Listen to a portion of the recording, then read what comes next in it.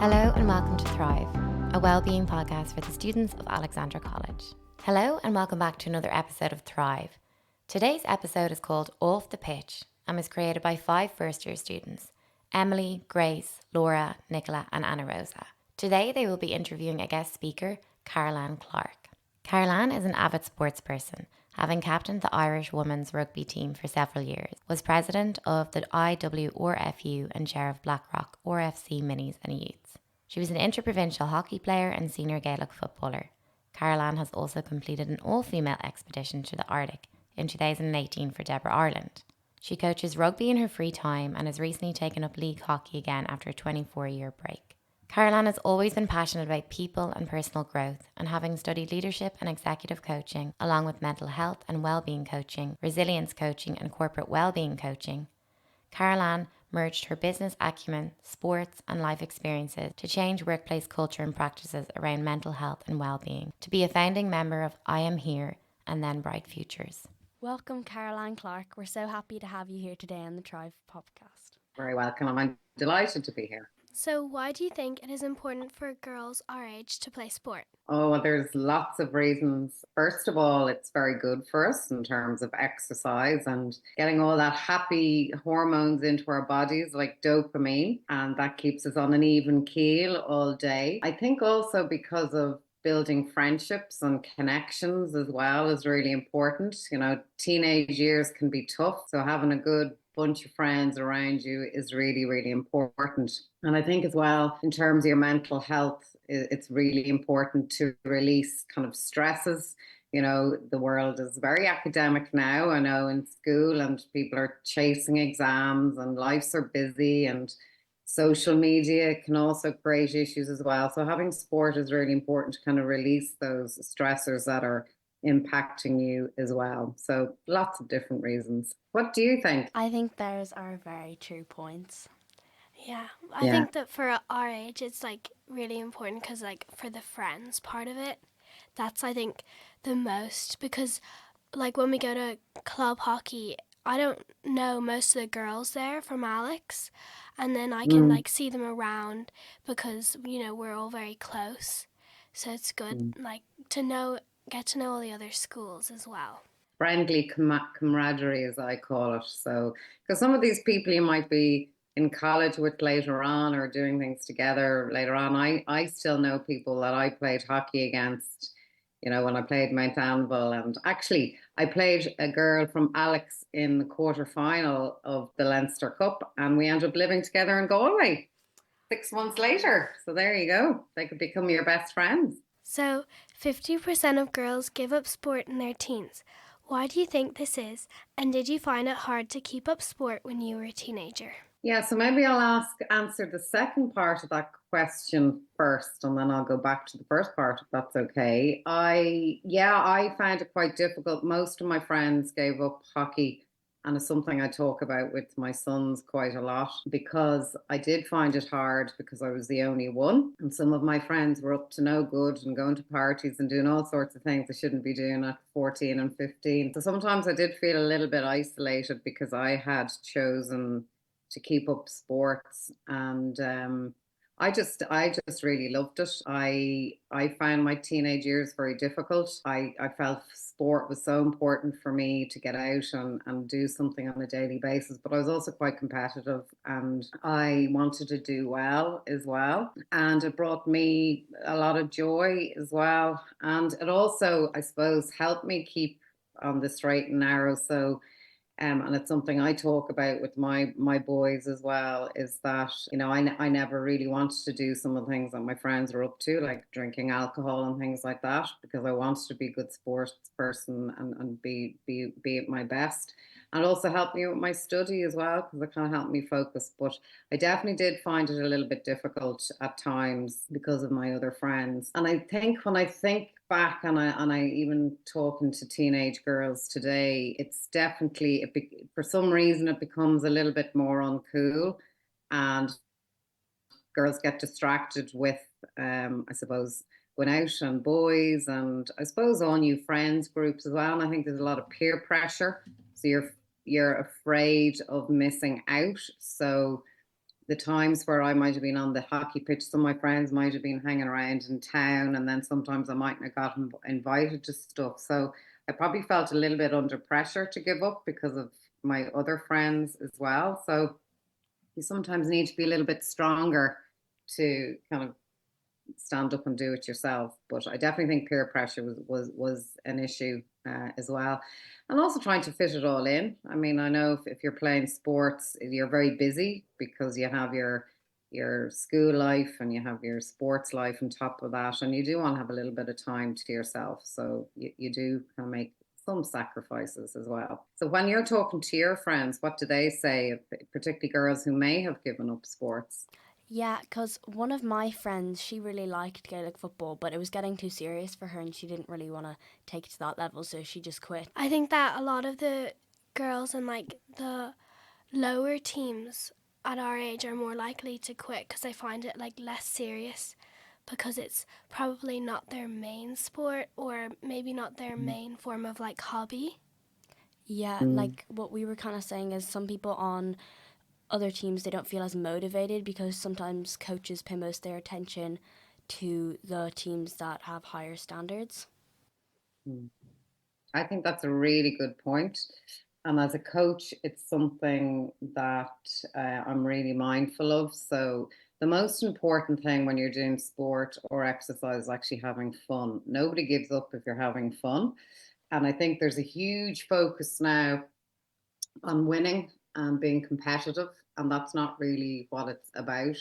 It really should be about fun first. And it's interesting actually because both my boys play rugby now, and they both got into big rugby schools, and I chose not to put them into those schools because I wanted them to have a different experience. I wanted them to stay in love with rugby and not feel the pressure that a lot of kids feel in those big rugby schools now. So I think keeping the fun element is really important. So Laura, it's really interesting that you said your friend didn't want to play it as seriously.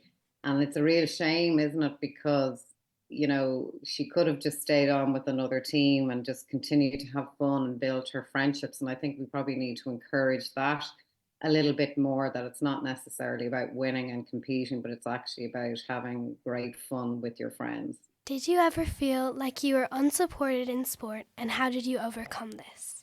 Yes, I did. Probably both in hockey and in rugby. I suppose in hockey first, I found that when I came back, because I was playing interprovincial hockey, but not in Dublin. When I came back from Northern Ireland, I moved into a club in Dublin, which I won't name. I found it really cliquey, and they wouldn't really let me in. And I was also had taken up rugby as well, and I was traveling a lot with work. I actually was really lonely, and had I not, got my cap for Ireland at the time, I probably would have moved clubs. So I think that inclusion piece is really important, particularly when you're kind of moving from, say, school to work or college to work as well, that we're all nice to each other. I think it's really important. But in rugby in particular, I suppose, yeah, I mean, in the early days, it was really tough because we were seen as, I suppose, playing a man's sport. And even women weren't very nice to us either. So, and even today, sometimes people look at me going, geez, you don't look like a rugby player. And I'm like, oh, what does a rugby player look like? I mean, rugby's about all shapes, sizes, and looks. A lot of it is down to what I would call unconscious bias, which I'm sure you study in school. And that is really it's just part of our culture. And it's something that we need to change. And even people's language, like even saying you don't look like a rugby player, that's not particularly nice.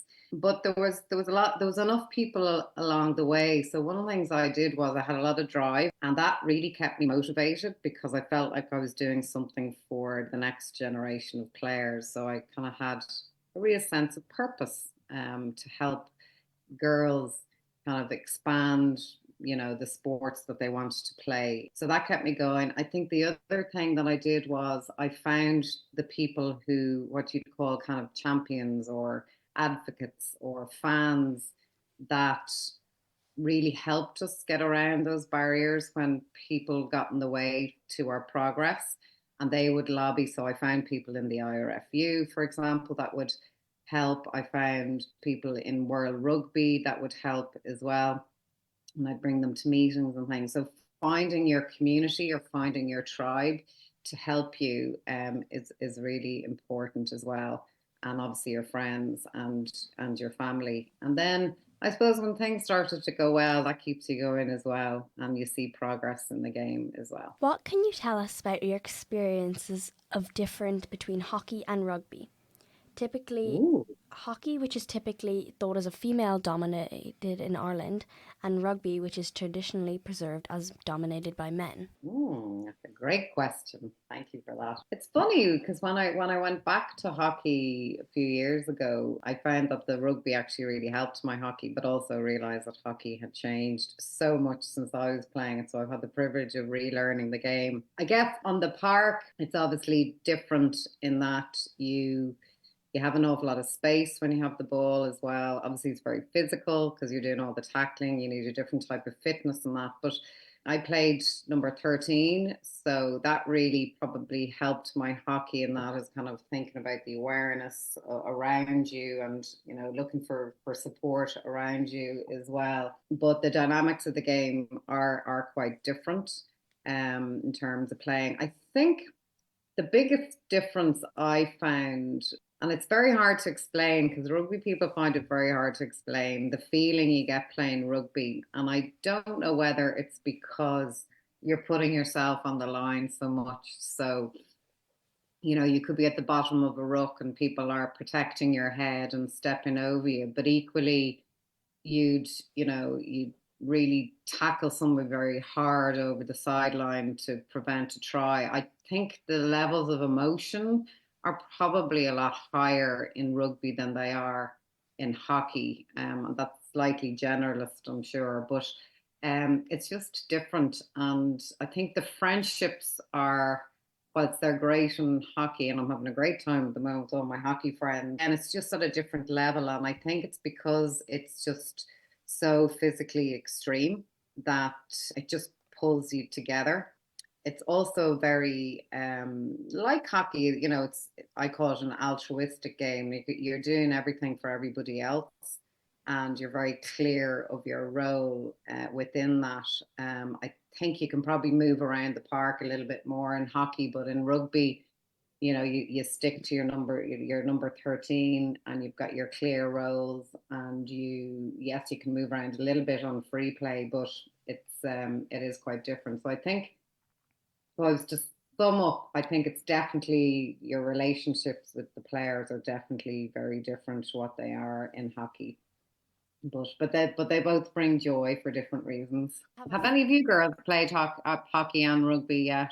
Yeah, we play hockey in school Yeah. and club. Okay. And what about, have any of you tried rugby? We've tried tag rugby, but there's not many girls our age doing rugby, so. Yeah. Well, there's a few clubs now if you want to play. There's a team called the Vipers, which is a mix of girls from different clubs like Blackrock, Belvedere, Sea Point, I think Mary's as well. So if you wanted to give it a go. There's also touch rugby as well. So there's many forms of rugby that you can play. I loved sevens as well as 15s, and I played a bit of touch and tag as well. So there's plenty of rugby for everybody in terms of what you like, because some people don't like the contact, and that's okay, and that's where the touch or the tag will come in. So you should give it a go. And will you watch the Six Nations that are starting tomorrow? Yes. Good for you, and get all your friends to do the same as well. Very important we support the girls. Could you tell us a little bit more about the reason why you came back to hockey? For example, what was it about the sport that you missed? Another great question. I was actually very lonely, and I suppose when you're my age and you're looking after teenagers and that, and parents and that, you stop a lot of the time. You stop doing things for yourself. So lots of mummies would agree with that. And I spent a lot of time on my own because I work for myself. And you know what? I was kind of fed up hanging around with men. And because with touch rugby and tag rugby had kind of taken over, and I was also doing a lot of coaching, and it was me and 120 men, and I actually wanted to laugh with women again. So I thought the best way to do that now would be take up hockey because I can't play rugby anymore.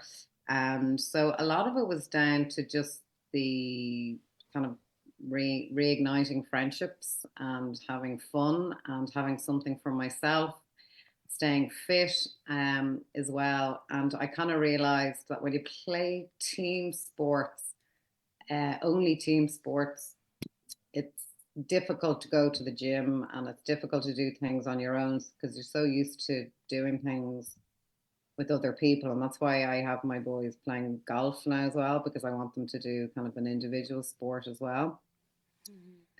So I love running around a field, and I'm uber competitive as well. So I could get that out of my system as well. And I wanted to learn again because I knew the game had changed, and we're really lucky. We've got an amazing coach, and I've really learned how to play the game of hockey again. So it's probably the best decision I've made in a few years, and we're in the leagues and we're doing well. And yeah, so it's been fantastic coming back to it. Thankfully, there has been an increased spotlight on mental health and well-being in society. You're the co-founder of I Am Here. Can you tell us your motivation for getting involved, and can you give us an idea of what you did there? Yeah, no problem. I've also just created a new company called Bright Futures. So I'm kind of working with companies on mental health and well-being, but also creating really positive culture for people to thrive in the workplace. Because unfortunately, there's a lot of mental health and well-being issues within the workplace today. So what got me into it?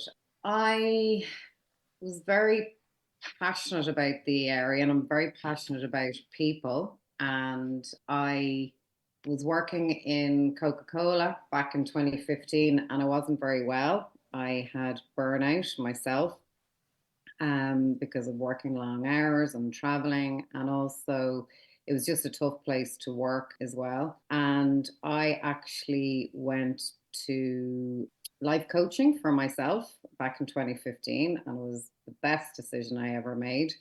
And I loved it so much that I decided I'd become a coach myself. And then when I was doing the coaching, I realized that people's lives are very complicated. So people might come to me and talk about wanting a new job, but there might have been things that were going on at home that were also impacting on the work. So then I did mental health and well-being coaching and resilience coaching and corporate well-being coaching.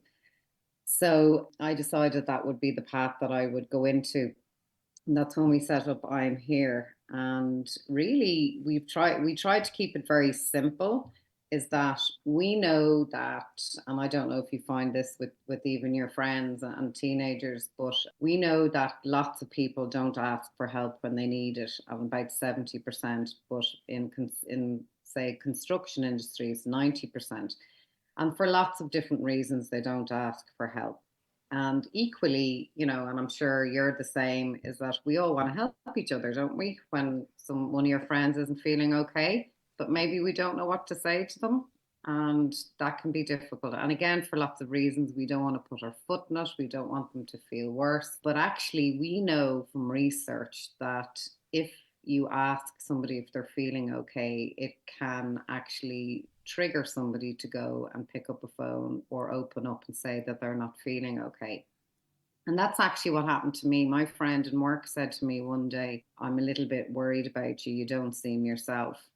And that triggered me to go and ask for help and go to see my doctor. And it took me a couple of months to do it, but I did it. So really the work that the long-winded version of the answer is that I work with a lot of construction companies in particular, and steel and mining. And I do some work in junior schools as well, which is where what I'm trying to do is create an environment where people feel safe to say that it's okay, that I'm not feeling okay.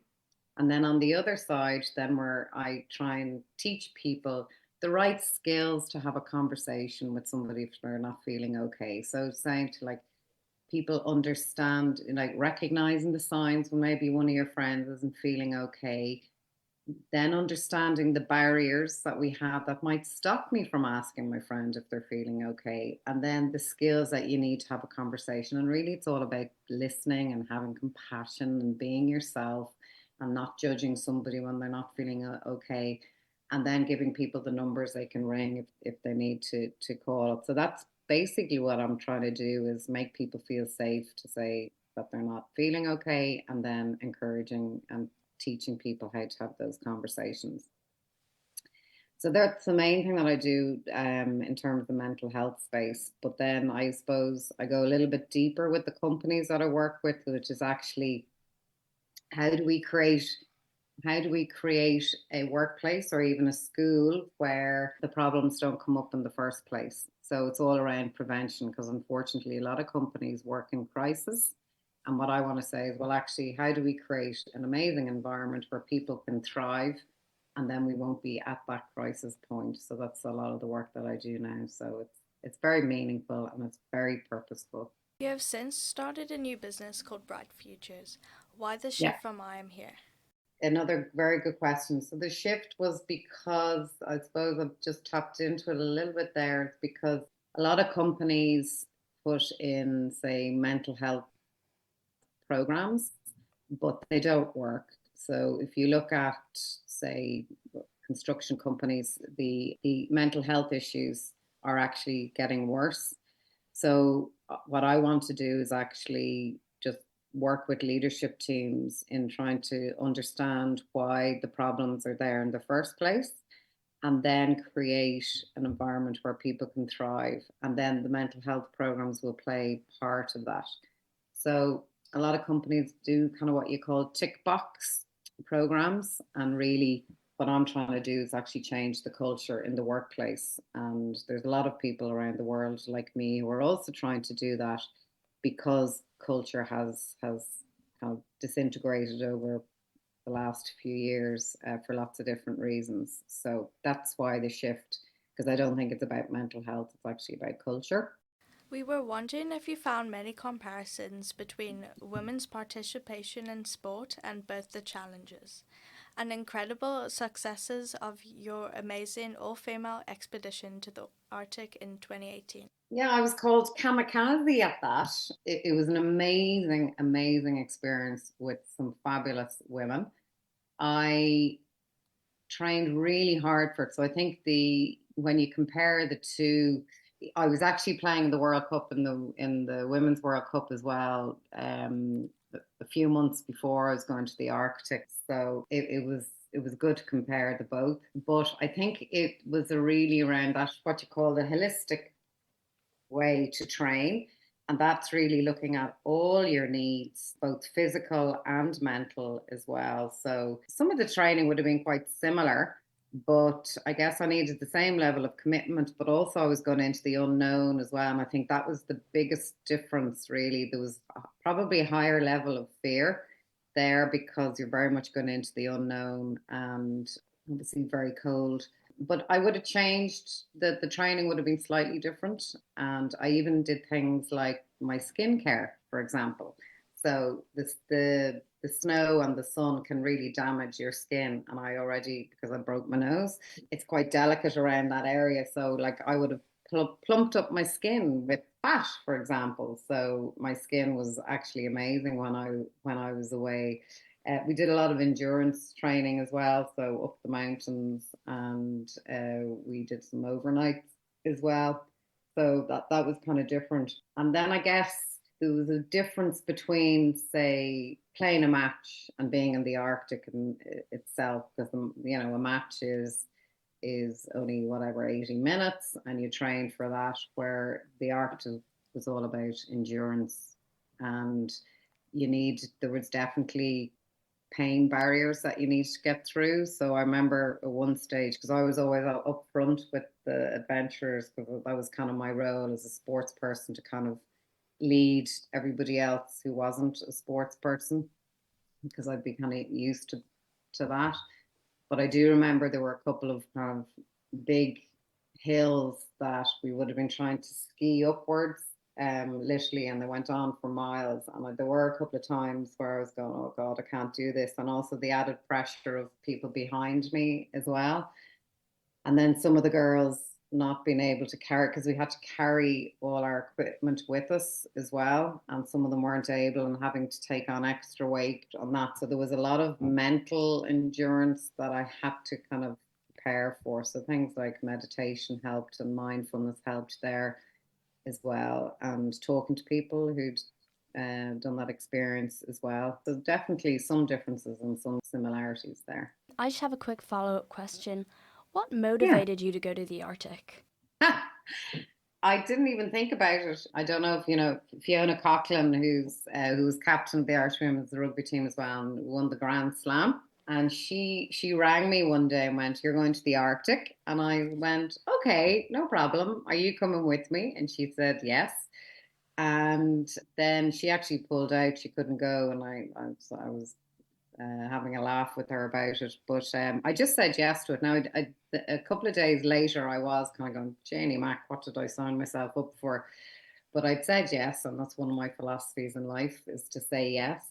And then I said, right, I need to put in the steps to do it. But I was delighted I did it because the charity we did it for, which I don't know if you're aware of, it's called Deborah Ireland. So it's for people with EB, which is the butterfly skin, you know, where their skin kind of melts away, and it's horrendously painful, and no child or parent should go through that. So we were trying to raise €100,000 to put a nurse on the road for Deborah Ireland. And one of the mums, there's an amazing girl called Claudia. Her mum came with us as well, and we ended up raising about 150,000 as well. So that was a big motivator, is that we were helping other people's lives. And also it was the first time the charity had done the Arctic Challenge. So because it was so successful, they ran it then for 3 or 4 years after that. So they probably raised nearly €1 million on the back of the Arctic Challenge, which is amazing. So that was the main motivator, was Claudia and all the people struggling or suffering, because it is awful from EB. How has sport helped you in your career and life in general? Well, it was the basis, I suppose. Coming out of school, it was part of who I was. It's always been part of who I am. But even in college, you know, because I ended up captaining the club there, and then moving on and then into the rugby, certainly leadership skills, I think, commitment, discipline, collaboration, connections, politics, negotiations. So it has taught me a huge amount of skills and tenacity and drive that you can bring into the work. So I think it gave me a very big work ethic as well when I went in, and goal setting as well. So I think it's something that was very strong for me going into the workplace, and continues to be as well. And also as a mother as well, you know, I get involved in things that are important to the boys and their friends as well. So it has definitely helped in lots of different ways. And it's also helped with, you know, your well-being and your mental health over time as well. So very important part of my life. First, I'd like to say thank you so much. That was very interesting. Yeah, thank you. You're very welcome. No problem at all. Now, I assume you girls are keeping up the sport, are you? Yeah. Yes, we're actually all on the same hockey team. I love the competitive element. I really think it keeps me going sometimes. Yeah. No, it does. And Yeah. how we're on the same school, so we know each other really well. This helps. Mm. And you all play club as well? Yes. Yeah. And do you play for Old Alex? Oh, I play for Old Alex, yeah. Mm-hmm. We play for Pembroke. Oh, very good. What club or team do you play for in hockey? We are like a little renegade club in Dalkey called Albert. Yeah, and then we play in the league. So we play against Alex and Pembroke and all the rest of them. But yeah, it was a team created by women about 10 years ago that lived in the area. And actually there's an older section. So when we finished training on a Wednesday, there's another group of women come on, and their average age, I think, is 74 to 84. Isn't that amazing? That's great. That's so cool. Yeah. Yeah, that'll be me. When I'm 84, I hope. And do you girls play other sports?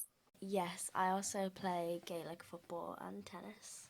Oh, fantastic. I do basketball in school and I'm going to start up cricket.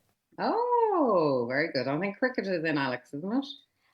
As I your summer Yeah, they've sports. started in summer. Oh, okay. And yeah, so the Gaelic, I used to play for Olaf's. I took that up very late. Yeah, so great sport as well. Mm-hmm. And it's interesting because I couldn't get any of the Gaelic girls to play rugby at all because I thought it was too rough. And I actually think Gaelic is rougher than rugby. Does that surprise you? Honestly, no, it's very rough the older you get. It is. And you know why? Because a lot of it is 50-50, like you're chasing the ball, you're trying to defend. There's lots of elbows and, trippings and all that kind of thing. Whereas in rugby, you can't do that. So once you have the ball, you're kind of protected. So I found Gaelic much more kind of that off the ball, kind of rough versus the rugby. So there's nothing to be. Then if you can play Gaelic, you should try out the rugby then. You'd love it. Having the ball in your hand and running up the wing. You'd love it. A couple days ago, I went to the JCT rugby, and Oh, I yeah. found that they got more frees, like more calling out from the ref, in the younger years than like the senior cup. So, do you think that they just play without getting more frees when you get like older? It's a good question. The refs actually have to be are stricter now than they used to be just because of the contact and protecting the head. So certain things you'll never get away with, but they would like to see kind of free flowing rugby. But that's also a testament to the schools as well, because that's the type of rugby that they want to play. So all the clubs and all the schools kind of follow the Leinster way. So all the coaches and referees are trained that way to make sure that it's free flowing, open rugby, but obviously be strict on kind of the technical side as well. So they would probably play a lot of advantage as opposed to just blowing the whistle all the time, and give the teams as much time and space to express themselves. So very good question. I also have one more question. I think I went to the senior cup match for boys rugby, and there was loads more people there. There was food trucks, huge stadium, and then we went to a girls hockey one, and there was still lots of people there, but it was not in as big of a place. It was just in a regular hockey pitch, and much Yeah. less people and way less of a fuss for it. No, you're right. And I mean, I won the Leinster Senior Cup in hockey. It was basically just the two schools at the game. And, meanwhile, as you say, the FCT, the whole stadium full of people. So again, that's the unconscious bias piece that I was talking about, that culturally people support men more than the girls. And that's why kind of the media stuff and seeing the rugby on the telly, and also the hockey girls have done an amazing job over the last few years, and all their matches are televised. So that's going to help. So I always have a call out to mums and dads to make more of an effort to go to the girls' games, things like the Senior Cup, and bring you guys with you, and things like that. So we all need to support the women's game. Well, it doesn't matter what sport it is, a lot more. So I think that's a very good observation. I think we just have one more little thing we'd like to discuss with you. We were Okay. just wondering, sometimes when we play sports with boys, they don't pass to us as much. Do you have any experience with that? Yes. When I actually took up tag rugby, I played mixed tag rugby, and it was so bad that they actually put in a rule that, well, A, you had to have a certain amount of girls on the park. And then secondly, if a girl scored, you got 3 points. And if a boy scored, you got one point. So we kind of forced the issue a bit to make sure. And it was interesting because I was playing rugby for Ireland at the time, and boys still wouldn't pass me the ball. So again, it's that kind of unconscious bias that I think girls are going to be crap. So it's not a good feeling, is it? So I think in those situations, I just used to get in and get into the middle of the park and play kind of the scrum half. Like don't stand out in the wing. So if you are playing ball, get yourself in a position where they absolutely have to pass you the ball. They don't have a choice. And also, which I know can be hard, just kind of go like, can you pass me the ball? Because if you play hockey, you're clearly sporty and you're playing Gaelic, which means you're a fabulous sports person. So you're well able. So sometimes you just have to confront the unconscious bias and put your foot down in a nice way. You don't have to be aggressive, but yeah, and it still happens. I mean, I still see it even verbally. People assume I don't know anything about rugby, and sometimes I have to wait for another man or another woman and kind of go, you do know who you're talking to, don't you? So just remind people. So yeah, so that's all part of that unconscious bias that we're trying to get rid of. Yeah. I think like one of my friends, she had the same rule in her old school about the girls score it's 2 points and then the boys score 1, and Mm. Yeah, like in my school, I used to go to a mixed school for primary, and Yeah. when the boys would always be the captain of the teams, and they would have to choose boy, girl, so it evened things out because they always assumed that the girls were really bad. Yeah, no, yeah, that's good. and all the boys in my old school were hoping it could be boys versus girls. And look, sometimes when I'm coaching the boys, I pick up on it, and I do remember one of the kids. This is about 3 years ago. He probably was only about 9, and he basically turned around and said, "God, women are crap coaches." But I was really lucky because the boys I coached had been coaching them since they were 4, and they all turned around at the same time, when she was captain of Ireland, and then he was like, "Oh my God."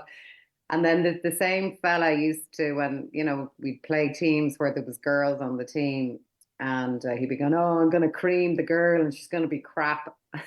And every time he missed a tackle, I go, "Sorry, excuse me, did you just miss a tackle?" Or, they'd run rings around him, and then score, try and go, "Sorry, and you thought the girl wasn't going to be any good? I think she just scored two tries against you, did she?" So yeah, so I think sometimes you just have to stick up for yourself, or sometimes just ask some questions and just kind of go, like, "Is there a reason why you're not passing me the ball?" And get them to think about it, because then you're not confronting them. You're actually asking them a question, and then that'll make them think about it as well. Very interesting.